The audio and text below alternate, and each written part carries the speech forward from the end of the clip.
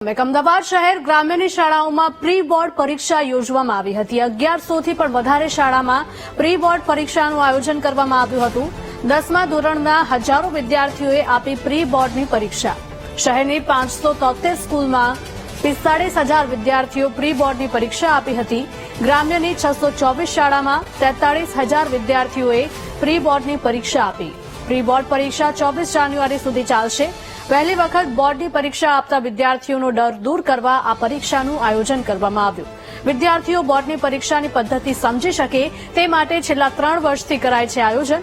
બોર્ડની પરીક્ષા પ્રમાણે જ વિદ્યાર્થીઓનું ફૂલથી સ્વાગત કરીને શાળામાં પ્રવેશ અપાયો। વિદ્યાર્થીઓને બોર્ડની પદ્ધતિ પ્રમાણે રિસિપ્ટ પણ અપાઈ।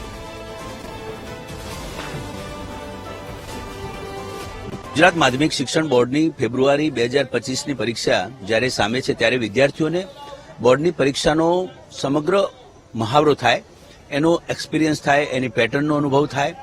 કેન્દ્રીયકૃત પદ્ધતિથી પ્રશ્નપત્રો આપવાથી લઈને હોલ ટિકિટ, બારકોડ સ્ટીકર, ખાકી સ્ટીકર સમગ્ર પ્રક્રિયાનો એમને અનુભવ થાય। એટલા માટે ધોરણ 10ના વિદ્યાર્થીઓ જે બોર્ડની પ્રથમવાર પરીક્ષા આપતા હોય છે તેઓ એક પ્રકારનો ભય અનુભવતા હોય છે।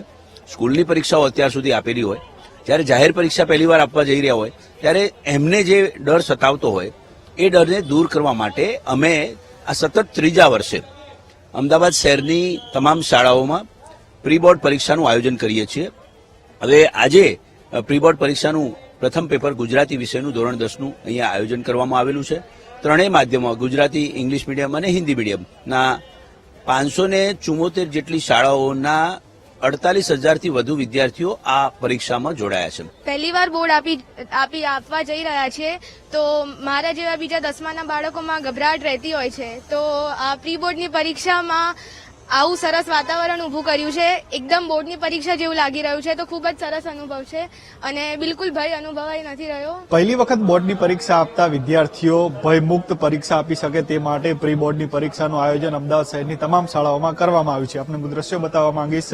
અમદાવાદ શહેરની શાળાના દ્રશ્યો છે કે જ્યાં પ્રી બોર્ડ પરીક્ષાનું આયોજન કરવામાં આવ્યું છે, કારણ કે ધોરણ 10ના વિદ્યાર્થીઓ જે પહેલી વખત પરીક્ષા આપતા હોય છે તે બોર્ડની પરીક્ષાને લઈને અનેક વખત ભયમાં હોય છે, તેના જ કારણે સારી રીતે તૈયારી કરી શકતા નથી હોતા। તેના જ કારણે અમદાવાદ શહેર જિલ્લા શિક્ષણ અધિકારી અને અમદાવાદ ગ્રામ્ય જિલ્લા શિક્ષણ અધિકારી દ્વારા પ્રી બોર્ડ પરીક્ષાનું આયોજન કરવામાં આવ્યું છે કે વિદ્યાર્થીઓ બોર્ડની પદ્ધતિથી વાકેફ થાય, બોર્ડમાં કેવા પ્રકારની પદ્ધતિથી એ પરીક્ષા લેવામાં આવે છે તેની સમજણ મેળવે અને તેના જ કારણે જ્યારે બોર્ડની પરીક્ષા આપે ત્યારે ભયમુક્ત વાતાવરણમાં તે લોકો પરીક્ષા આપી શકે તે માટે આ પ્રી બોર્ડની પરીક્ષાનું આયોજન કરવામાં આવ્યું છે।